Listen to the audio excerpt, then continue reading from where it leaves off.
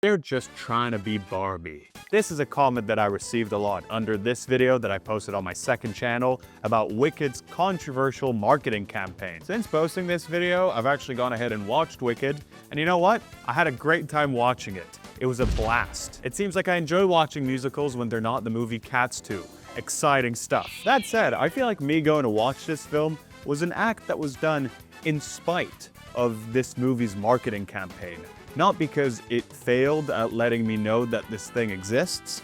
It did a pretty good job at showing me that. Mainly because this campaign felt like a bit much at times. They turned the Arc de Triomphe green and pink, the color schemes of the two main characters of this story. They turned Greenwich University into Greenwich University. They're changing the very fabric of society because of this movie's release. Educational institutes are changing their names. This isn't the first time as well this happened since Barbie. Deadpool and Wolverine had similar comments made about it. Is Deadpool and Wolverine this summer's Barbie? What marketers should know. This is another movie I enjoyed, by the way. I'm making sure to state this before people come at me in the comments. This video isn't about the movie itself, but rather the marketing campaigns behind it. There is a shift here. This feels like the start of, or really the return of something from a few years ago. Barbie managed to make cross-promotion and the concept of a tie-in product cool again. Weird tie-in products are back. It's like I'm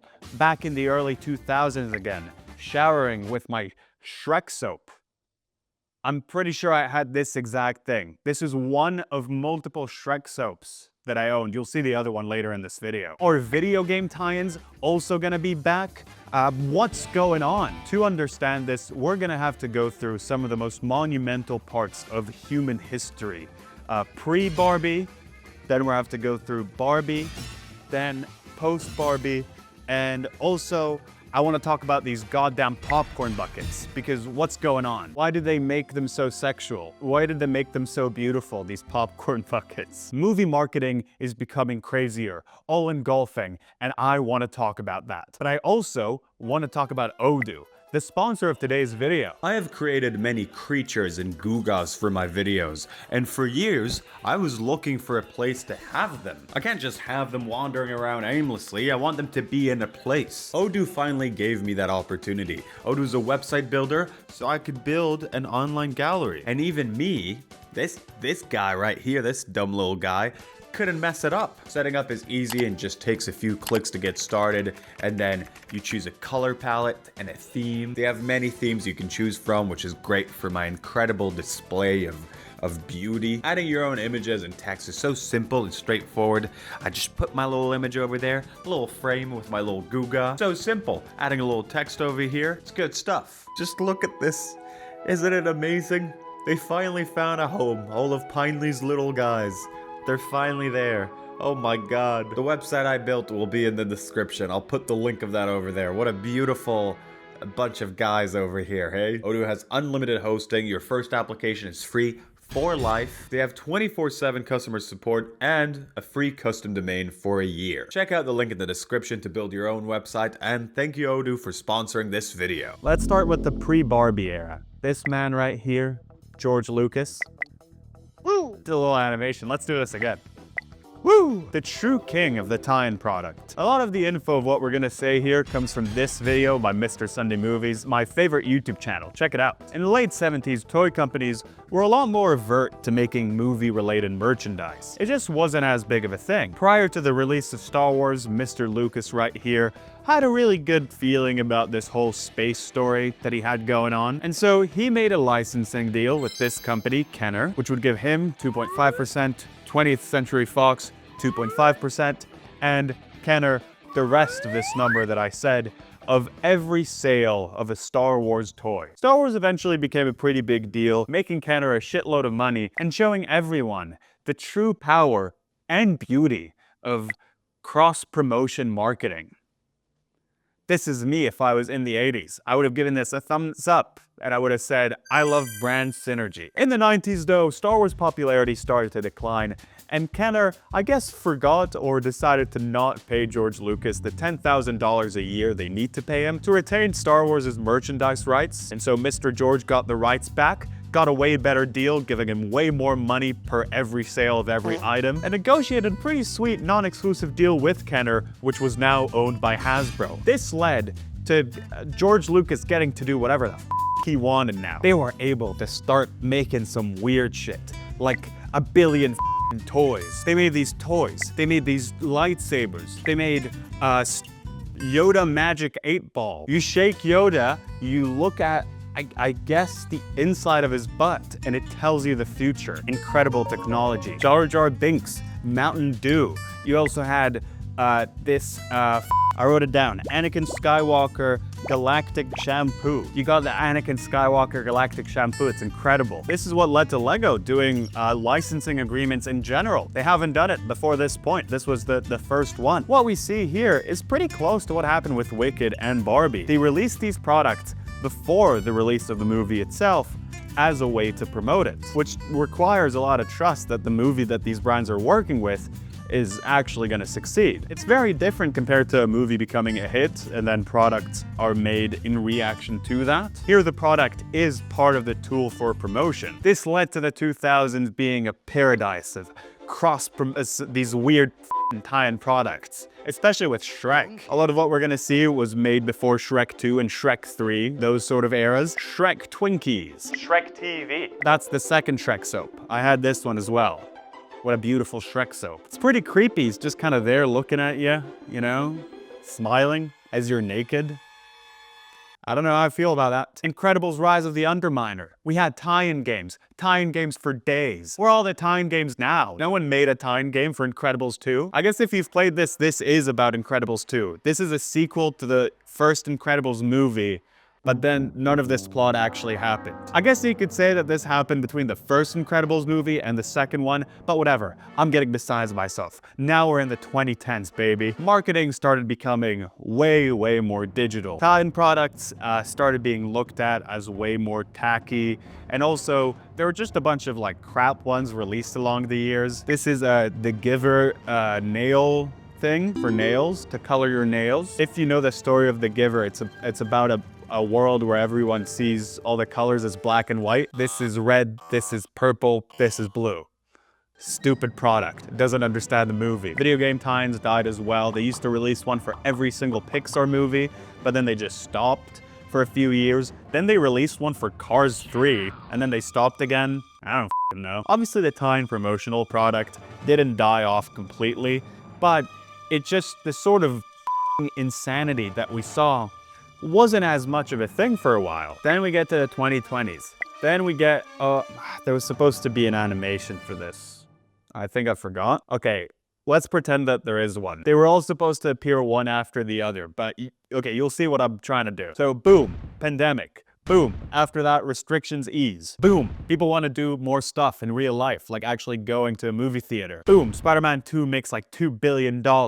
Boom, Top Gun makes like $1 billion as well. Avatar makes a lot of money too. I forgot to do a boom for that, but blockbusters are back. Everyone's excited to see Barbie and Oppenheimer for reasons that I'm not really gonna delve into. There's video essays about that as well. This video is specifically about weird tie-in products that are used to promote a movie. I think that Barbie is a great movie made by a great director with a great cast, but it's also important to acknowledge the reason as to why it was made. The Barbie in the title, the main reason for its existence was to strengthen the existing Barbie brand. It's sort of a tie-in product to the toys, I guess, sort of. The reason over $100 million were spent to make this thing was to later on try and also get physical sales of actual items. On the lead up to the release of Barbie, Mattel partnered with over 100 brands, a f***ing crazy number. I saw like one article saying that they removed the licensing fees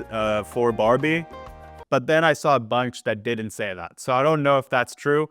I'm assuming that they were just pretty lax about giving the rights to use this thing. I remember going through a mall the month that this movie was released, and it was just pink everywhere, all the time. I love pink. This is pink. Here are some key items. Let's talk about them.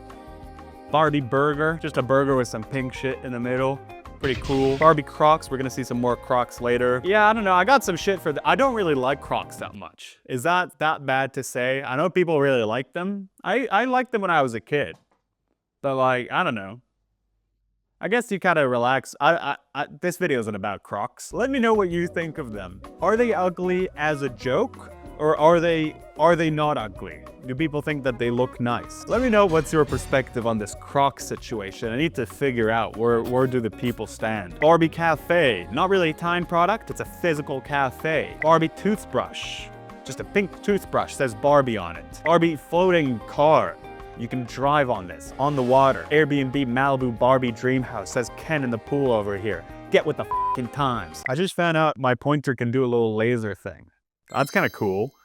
It doesn't work on the TV, obviously, but, you know. Barbie luggage. Barbie detangling hairbrush. Get the f*** with it. Barbie rug. Barbie rug is here. The color pink was truly inescapable for a while, but as someone who was engrossed in this thing, I'd say that was fun.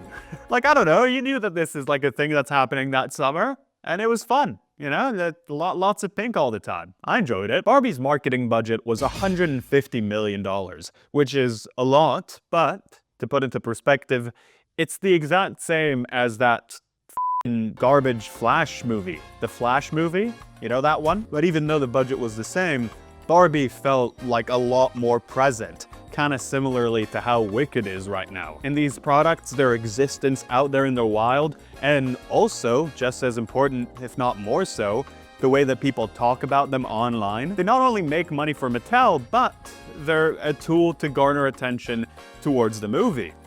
We didn't really see a lot of the Flash products. And that's because of a few things. These brand collabs don't only need the sort of trust of the production studio, you know, putting $100-something million into the promotion budget, but also obviously for the brands. It was pretty clear that Star Wars, the prequels, are going to be making a lot of money. Barbie, as hype developed around it, started looking like that one's going to be a hit as well. And the other reason was the simplicity, how easy it was to collaborate with Mattel. Let's compare this to like the makeup palette from Beetlejuice. This is really cool. I'm not gonna lie. This is like really cool looking designs and stuff like that. That said, producing something that is this personalized, this attached to the movie is a lot harder than just attaching yourself to one simple thing, which is, you know, the color pink. You can just make a pink thing and ride this hype wave. Even if you didn't get an official license from Mattel, you can just sell a pink thing. You have the option to do that. Simplifying the act of something being Barbie to just a color, a fun one at that,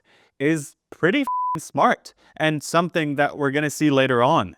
Hint, hint. Yeah, I made a slide that just says hint, hint. I know what I'm gonna be saying. Another theory I have is that this thing kind of happens in generations. The kids that grew up in the insane product tie-in culture of the 80s were 20-something-year-olds with buying power when the prequels rolled in. And then kids that grew up in the tie-in product sort of insanity of the 2000s were 20-something-year-olds with buying power when Barbie happened. This sort of makes sense in my head. I don't know. This makes it pretty safe to assume that in 2040, when a movie is made about the nostalgic brand of Skibidi toilet, we're gonna get some pretty sick products around then. Then we're in Post-Barbie. The slide is a bit lazier with that one. That's not, like, that doesn't mean anything.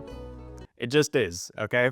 Here we have Deadpool and Wolverine. Now, this movie's marketing team clearly took a lot of notes from Barbie, but also, I'd say very much did their own thing. Like with Barbie, brands are cool with making products for this thing before it's even out because, come on, it's gonna make money. And like with Barbie, a lot of the marketing for this film kind of made sure to point out the sort of simplified color scheme. The products that came out attached to this were red and yellow, like this ketchup thing that they did. Whoa, whoa, whoa, whoa. I'm normally all in on the legal and moral opaqueness of subliminal advertising, but not when it messes with my trailer. The team behind Deadpool and Wolverine's marketing was a lot more selective than what they did over at Barbie, mainly trying to work with brands that fit this sort of R-rated, fourth wall Deadpool kind of sort of vibe. But yeah, pretty much a lot of red and yellow stuff. This is red and yellow. This is pretty funny. Butts. I like this one, actually. I think it's kind of funny. I wonder if it's like Do you think that would be better to hold? Do you think that's like actually they've accidentally created a better product by adding a butt to the PlayStation controller? I like this butt thing. Reportedly, they made over $135 million from these tie-in products. So you can only imagine how much Barbie made. As this was happening, a lot of marketing news websites made the connection between this film and Barbie. I read this one article by eMarketer that said, marketers should watch social media feeds and look at audience trends to see if their brand's audience overlaps with Marvel's. If the audiences do overlap, consider creative posts that acknowledge the film, even if just in featuring red and yellow, the same way brands featured pink last summer. That's what I'm talking about. This is the thing that I'm saying in this video. This is also a good opportunity to talk about the popcorn bucket trend. They made this popcorn bucket where you get to put your hand inside Wolverine's mouth. Popcorn buckets aren't a new thing. Disney's been making them since like the 90s. But now it kind of feels like whenever a new movie comes out, everyone's talking about the popcorn bucket of it. And I think that's pretty funny. And I truly think that social media response is a big thing that is driving the existence of all of these things. Barbie's one was like a car with a bunch of popcorn in it.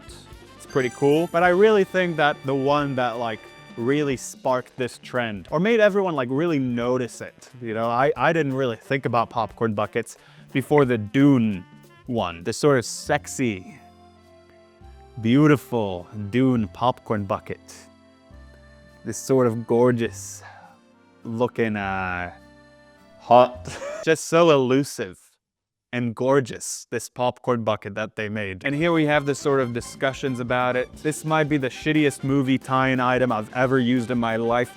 Viscerally unpleasant experience trying to grab your popcorn, and the hole is so tight that you will attempt to pull multiple kernels out only for the tendrils to viciously knock them out of your fingers.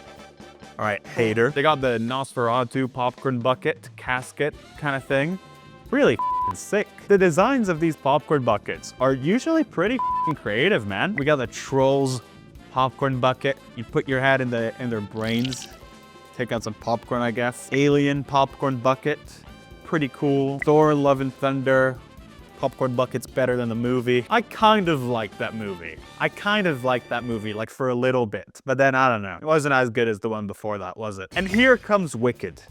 Now the Wicked marketing campaign was fucking massive, and it was successful as well, you know? The movie's making a shit ton of money, and you know, I liked it. Like I said, I watched this film like around when it came out, and like the songs are still stuck in my head. It's been weeks. When I went to the movie theater to watch this thing, I got to, in that firsthand, to really experience the joy and the beauty of cross-promotion marketing. Before the movie started, Google Pixel had an ad partnering up with Wicked, where it was like making fun of Apple. What are you gonna ask the wizard for, Pixel? Well, I'm not sure he's such a... Oh, I want him to give me all the magical AI stuff he's given you.